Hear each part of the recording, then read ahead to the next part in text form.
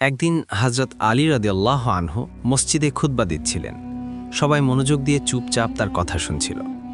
হঠাৎ কিছু মানুষ আতঙ্কিত হয়ে দৌড়ে এসে মসজিদের ভেতরে প্রবেশ করল। তখন আলী রাদিয়াল্লাহু আনহু তাদেরকে জিজ্ঞাসা করলেন, কি হয়েছে তোমাদের? উত্তরে তারা বলল, হুজুর, একটি সিংহ এদিকে আসছে, অনেক বড় সিংহ, আমরা খুব ভয় পাচ্ছি। তখন আলী রাদিয়াল্লাহু আনহু বললেন, ভয় পাবার কিছু নেই, সে কাউকে কোনো ক্ষতি করবে না। এই কথার মধ্যেই সেই বিশাল সিংহটি সবার সামনে এসে দাঁড়ালো। বরং সে সোজা হযরত আলী রাদিয়াল্লাহু আনহু এর কাছে এসে তার পায়ে মাথা রেখে দিল। এর কিছু পরেই সেই সিংহের পেছনে পেছনে ছোট্ট একটি সিংহ শাবকও এসে হাজির হলো। তখন সবাই বুঝে গেল যে বড় সিংহটি আসলে একটি সিংহী। অতঃপর সেই সিংহীটি বলল, হুজুর, এইটি আমার সন্তান, এর বাবা এখন আর পৃথিবীতে নেই। আমি চাই আমার সন্তান নিরাপদে বেড়ে উঠুক, তাই আমি একে আপনার তত্ত্বাবধানে দিতে এসেছি। তখন আলী রাদিয়াল্লাহু আনহু বললেন, তুমি যাও, তার ব্যাপারে কোনো চিন্তা করো না, আমি কথা দিচ্ছি এই সন্তান কখনো নিজেকে অসহায় ভাববে না। তখন সিংহীটি জিজ্ঞাসা করল, হুজুর, কে তাকে লালন পালন করবে? তখন আলী রাদিয়াল্লাহু আনহু উত্তর দিলেন, আমার পুত্র হুসাইন তার দেখাশোনা করবে ইনশাআল্লাহ। সে অসহায়দের খুব যত্ন নেয়, তার চেয়ে ভালো আর কেউ পারবে না। এরপর হযরত হুসাইন রাদিয়াল্লাহু আনহুকে ডাকা হলো। তিনি সামনে এসে সিংহ শাবকটিকে কোলে তুলে নিলেন। তার মাথায় স্নেহ ভরে হাত বুলিয়ে দিয়ে বললেন, আজ থেকে এর নাম হবে আবু আল হারিস, এবং সে এখন থেকে আমার সাথেই থাকবে। অতঃপর সিংহীটি নিশ্চিন্ত মনে ফিরে গেল, আর সেই সিংহ শাবক হযরত হুসাইন রাদিয়াল্লাহু আনহু এর সঙ্গেই বড় হতে থাকল, যেন সে নিজের ঘর পেয়ে গেছে। এভাবে দীর্ঘ সময় কেটে গেল। হযরত হুসাইন রাদিয়াল্লাহু আনহু এর কোলে যে সিংহ শাবকটি বড় হচ্ছিল, সে এখন যুবক হয়ে উঠেছে। হযরত হুসাইন রাদিয়াল্লাহু আনহু যেখানে যেখানে যেতেন, সেই সিংহটিও তার সাথেই থাকত। এখন সে তো আর শুধু একটি পশু ছিল না, বরং সে ছিল হুসাইন রাদিয়াল্লাহু আনহু এর সঙ্গী, বন্ধু এবং বিশ্বস্ত একজন সাথী। মানুষ তাকে আবু আল হারিস নামেই চিনত। সে জঙ্গল থেকে এসেছিল ঠিক, কিন্তু তার হৃদয় ছিল মানুষের চেয়েও কোমল এবং বুদ্ধিমান। তার মধ্যে হযরত হুসাইন রাদিয়াল্লাহু আনহু এর প্রতি গভীর ভালোবাসা গড়ে উঠেছিল। দিন হোক কিংবা রাত, সফর হোক বা বিশ্রাম, আবু আল হারিস সবসময় হযরত হুসাইন রাদিয়াল্লাহু আনহু এর কদমের সাথে লেগে থাকত। কিন্তু সময়ের বিবর্তনে সিংহটি বিরাট বড় হয়ে যায়। এখন সে যখন কোনো গলির মধ্য দিয়ে হেঁটে যেত, তখন মানুষেরা কেঁপে উঠত। তাদের হৃদয়ে এক অদ্ভুত রকমের ভয় জেগে উঠত। একদিন কিছু আরব লোক হযরত আলী রাদিয়াল্লাহু আনহু এর খিদমতে হাজির হয়ে আর্জ করল, হুজুর, হুসাইন রাদিয়াল্লাহু আনহু এর সাথে থাকা সেই সিংহটি এখন অনেক বড় ও ভয়ঙ্কর হয়ে উঠেছে। আমরা এই ব্যাপারে শঙ্কিত, কোনো একদিন যদি সে ক্ষতি করে ফেলে। এই কথা শুনে আলী রাদিয়াল্লাহু আনহু নীরব হয়ে গেলেন। তার হৃদয়ে তখন আবু আল হারিসের সেই নিষ্পাপ শৈশব ও বিশ্বস্ততার স্মৃতি জেগে উঠেছিল। কিন্তু তিনি মানুষের স্বভাব এবং তাদের ভয়ও ভালো করেই বুঝতেন। অতঃপর তিনি ঘরে ফিরে এলেন। তখন হুসাইন রাদিয়াল্লাহু আনহু আলী রাদিয়াল্লাহু আনহু চুপচাপ তার বসেছিলেন। কাছে এসে তখন আলী কণ্ঠে রাদিয়াল্লাহু বললেন, বেটা হোসাইন, এই আরবরা বলছে আবু আল হারিস এখন বড় হয়ে গেছে, মানুষ তাকে দেখে ভয় পায়। বেটা, আমার পরামর্শ হলো তুমি এখন তাকে মুক্ত করে দাও।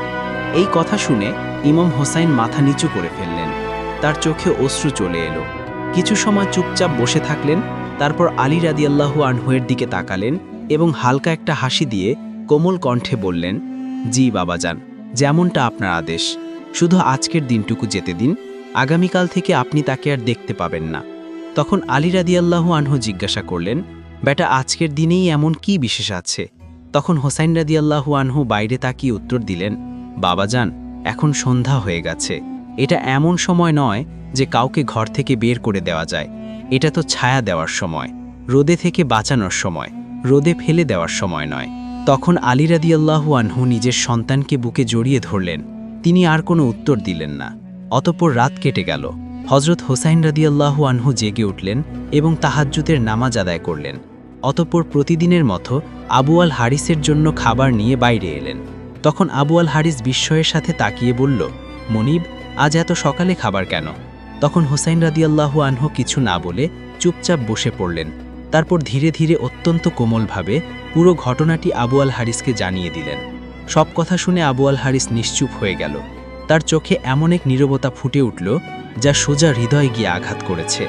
কিছু সময় পর সে মাথা নিচু করে বলল, ঠিক আছে মনিব, আমি চলে যাব, তবে আমার একটি শর্ত আছে। তখন হোসেন রাদিয়াল্লাহু আনহু জিজ্ঞাসা করলেন, কি শর্ত আবু আল হারিস? তখন আবু আল হারিস মাথা তুলে বলল, মনিব, আমাকে জীবনে আরও একবার আপনার সাথে সাক্ষাতের অনুমতি দিন, শুধুমাত্র একবার। এই কথা শুনে ইমাম হোসাইন রাদিয়াল্লাহু আনহু কিছু সময় নীরব রইলেন। তারপর বললেন, মনে রেখো আবু আল হারিস, তারিখ হবে 10ই মুহররম 60 হিজরি, স্থান হবে কারবালার একটি টিলা। তখন তুমি একটি আহ্বান শুনতে পাবে। সেই মুহূর্তটাই হবে আমাদের শেষ সাক্ষাতের সময়। সেই ডাক শুনেই তুমি চলে এসো, সেই জায়গাতেই আমি তোমায় স্মরণ করব।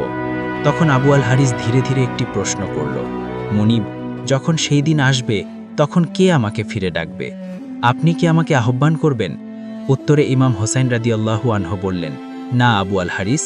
তখন আবু আল হারিস আবার জিজ্ঞাসা করল, তাহলে কি আপনার ভাই আব্বাস রাদিয়াল্লাহু আনহু আমাকে ডাকবেন?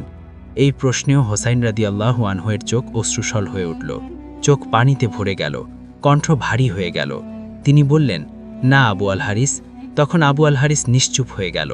ঠিক তখনই ইমাম হোসাইন কান্নায় ভেঙে পড়লেন এবং বললেন, আমাদের মা ফিজা তোমাকে ডাকবেন। বর্ণনায় পাওয়া যায় যে আজও কারবালায় সেই স্থান বিদ্যমান যেখান থেকে বিবি ফিজা আবু আল হারিসকে আহ্বান করেছিলেন। অতঃপর যখন হোসাইন রাদিয়াল্লাহু আনহু আবু আল হারিসকে বিদায় দিচ্ছিলেন, তখন তিনি বললেন, আবু আল হারিস, তুমি ইরাকের দিকে চলে যাও। নাইওয়ার পাছে একটি বন আছে, সেই বনের রাজা সিংহ এখন আর জীবিত নেই। তুমি সেখানে যাও এবং রাজত্ব করো। অতঃপর আবু আল হারিস মাথা নিচু করে নাইওয়ার দিকে রওনা হয়ে গেল। অতঃপর দীর্ঘদিন পর সেই আশুরার দিন আসলো। কারবালার প্রান্তরে এক নীরবতা বিরাজ করছিল, কিন্তু সেই নীরবতার পেছনে ছিল এক ভয়ঙ্কর ঝড়ের পূর্বাভাস। যখন হজরত হোসাইন রাদিয়াল্লাহু আনহু শহীদ হলেন, তখন ওমর ইবনে সাদের আদেশ ছিল হোসাইনের পবিত্র দেহের ওপর ঘোড়া চালানো হবে এবং তার দেহকে পদদলিত করা হবে। এই সংবাদ যখন শিবিরে পৌঁছে গেল, তখন সেখানে যেন কেয়ামতের মতো দৃশ্য দেখা দেয়। ঠিক সেই সময় বিবি ফিজা হজরত জাইনাব রাদিয়াল্লাহু আনহায়ের কাছে এসে বললেন, হে আমার পবিত্র সাইয়েদা, রাসূলুল্লাহ সাল্লাল্লাহু আলাইহি ওয়াসাল্লামের এক সাহাবী ছিলেন যিনি একবার সমুদ্র যাত্রায় বের হয়েছিলেন। তখন তাদের নৌকা ডুবে যায় এবং তারা এক দ্বীপে গিয়ে উঠেছিলেন। সেখানে তারা একটি সিংহের মুখোমুখি হয়েছিলেন। তখন সেই সাহাবী বলেছিলেন, আমাকে কষ্ট দিও না, আমি মুহাম্মদের উম্মত। তখন সিংহটি তাকে আঘাত না করে নিরাপদ পথে পৌঁছে দেয়। এই ঘটনাটি মনে করিয়ে দিয়ে বিবি ফিজা বললেন, হে আমার পবিত্র সাইয়েদা, এই এলাকাতেও একটি সিংহ আছে, তার নাম আবু আল হারিস। এটি সেই সিংহ যাকে হোসাইন রাদিয়াল্লাহু আনহু ছোটবেলা থেকে নিজের হাতে লালন করেছেন, তাকে ভালোবাসা দিয়ে বড় করেছেন। যদি আপনি অনুমতি দেন, তাহলে আমি বনের দিকে গিয়ে তাকে ডেকে আনতে চাই। আমি তাকে এই জালিমদের পরিকল্পনার কথা জানাতে চাই। তখন জাইনাব রাদিয়াল্লাহু আনহা কোনো কথা না বলে মাথা নেড়ে সম্মতি দিলেন। তখন বিবি ফিজা দৌড়ে দ্রুত কারবালার প্রান্তরের দিকে এগিয়ে গেলেন। তার জিহব্বায় ছিল একটিই নাম, আবু আল হারিস। তিনি মুখ ঘুরিয়ে বনের দিকে তাকিয়ে উচ্চস্বরে ডাক দিলেন, হে আবু আল হারিস, তোমার মুনিব তোমার কাছে একটি প্রতিশ্রুতি দিয়েছিল, আজ সেই দিন এসে গেছে। এই ডাক শুনে জঙ্গলের বাতাসের চারিপাশ কেঁপে উঠল, গাছপালা থরথর করে কাঁপতে লাগল। তারপর মাটি কেঁপে উঠল, ঝোপঝাড়ের মধ্যে নড়াচড়া শুরু হলো এবং হঠাৎ সেই সিংহ আবু আল হারিস বজ্রপাতের মতো গর্জন করল, দৌড়ে এসে বিবি ফিজার সামনে উপস্থিত হলো। সিংহটিকে দেখে বিবি ফিজার চোখ অশ্রুসল হয়ে উঠল, তার কণ্ঠ ভারী হয়ে এলো। তিনি বললেন, হে আবু আল হারিস, তুমি কি জানো এই অত্যাচারীদের কি উদ্দেশ্য? তারা চায় তোমার মুনিব হজরত হোসাইন রাদিয়াল্লাহু আনহুয়ের পবিত্র দেহকে পদদলিত করতে। তারা চায় এমনভাবে তার পবিত্র দেহের ওপর ঘোড়া চালাতে যাতে তার দেহ এতটাই বিকৃত হয়ে যায় যে কেউ চিনতেও পারে না। এই কথা শোনা মাত্র আবু আল হারিসের চোখ লাল হয়ে উঠল। সে শক্তভাবে মাটিতে পা ঠুলল, আকাশের দিকে তাকিয়ে এমন এক গর্জন করল যা ইয়াজিদি সেনাবাহিনীর হৃদয়ে কাঁপন ধরিয়ে দিল। অতঃপর আবু আল হারিস যেন পৃথিবী কাঁপাতে কাঁপাতে, বাতাস কাঁপাতে কাঁপাতে বিবি ফিজার সঙ্গে কারবালার প্রান্তরে চলে এলো। এটি সেই মুহূর্ত যখন হজরত হোসাইন রাদিয়াল্লাহু আনহুয়ের পবিত্র মৃতদেহ নির্জন অচেতন অবস্থায় কারবালার ময়দানে পড়েছিল। আকাশ নীরব, পৃথিবী নিশ্চুপ এবং ফেরেশতারাও অশ্রু ঝরাচ্ছিল। তখন আবু আল হারিস ধীরে ধীরে এগিয়ে এলো এবং স্নেহভরে হোসাইন রাদিয়াল্লাহু আনহুয়ের পবিত্র লাশের পাশে এসে বসল। এরপর তার মাথা নিচু করে সম্পূর্ণ আন্তরণিকতায় মুনিবের রক্তে নিজের কপাল রাঙিয়ে নিল, যেন বিশ্বস্ততার একটি চিরন্তন শিলমোহর নিজের কপালে মুঠো করে বসিয়ে দিচ্ছে। রেওয়ায়েতে এসেছে, যখন ইয়াজিদি সেনাবাহিনীর ঘোড়া সাওয়াররা হোসাইন রাদিয়াল্লাহু আনহুয়ের দেহ পদদলিত করতে এগিয়ে এলো, তারা একটি আশ্চর্য দৃশ্য দেখল। একটি সিংহ একা নির্ভয়ে হোসেনের লাশের পাশে বসে আছে। এই দৃশ্য দেখে ঘোড়াগুলো ভয়ে পিছিয়ে গেল, তারাও আর এগোতে সাহস করল না। সৈনিকরা আতঙ্কে দিশাহারা হয়ে ছোটাছুটি করতে লাগলো, অনেকে ভয়ে ঘোড়া থেকে ওপরে গেল। কেউ পিছিয়ে গেল, আবার কেউ ভয়ে আর কাঁপুনিতে অচল হয়ে পড়ল। ফলে কারো সাহস হলো না হযরত হোসাইন রাদিয়াল্লাহু আনহু এর পবিত্র লাশের কাছাকাছি যেতে। অতঃপর যখন এই খবর ওমর ইবনে সাদের কাছে গেল, তখন তার মুখ বিবর্ণ হয়ে গেল, চোখে ভয় ফুটে উঠল এবং কাপা কণ্ঠে বলল, এই ঘটনা কাউকে জানিও না, জানালে এটি একটি ফিতনা হয়ে দাঁড়াবে। কারণ সে জানত যদি এই সত্য ছড়িয়ে পড়ে তাহলে অত্যাচারের মুখোশ চিরতরে খুলে যাবে।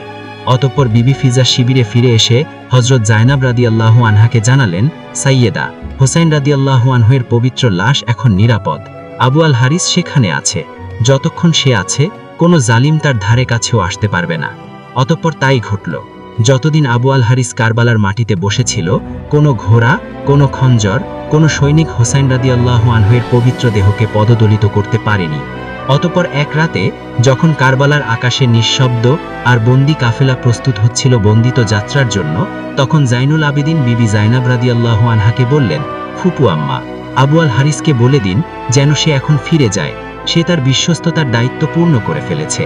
তখন বিবি ফিজা সেই পুরনো সাহস নিয়ে আবার আবু আল হারিসের কাছে গেলেন এবং বললেন, হে আবু আল হারিস, মৌলার হুকুম, এখন তুমি চলে যাও। তখন আবু আল হারিস বিবি ফিজার দিকে তাকালো, চোখে অশ্রু, কপালে মাটি, আর হৃদয়ে ছিল একটি ভাঙা শান্তি। তারপর সে উঠল এবং হোসাইন রাদিয়াল্লাহু আনহু এর পবিত্র লাশের কাছে গিয়ে শেষবারের মতো সম্মান জানালো। বিবি ফিজা দেখলেন সিংহের চোখ দিয়ে অশ্রু গড়িয়ে পড়ছে। তারপর আবু আল হারিস ধীরে ধীরে হেঁটে হেঁটে কারবালা থেকে বিদায় নিল। প্রিয় বন্ধুগণ, আমরা আপনাদের পরিষ্কার করে জানিয়ে দিতে চাই, এই ঘটনাটি কোরআন বা সহিহ হাদিসে বর্ণিত ঘটনা নয়, বরং এটি একটি জনশ্রুতি, রেওয়াত, যা হোসাইন রাদিয়াল্লাহু আনহু এর প্রতি ভালোবাসা প্রকাশের জন্য বলা হয়ে থাকে। আমাদের উদ্দেশ্য এটি ইতিহাস হিসেবে নয়, ভালোবাসার প্রতীক হিসেবে একটি বার্তা তুলে ধরা।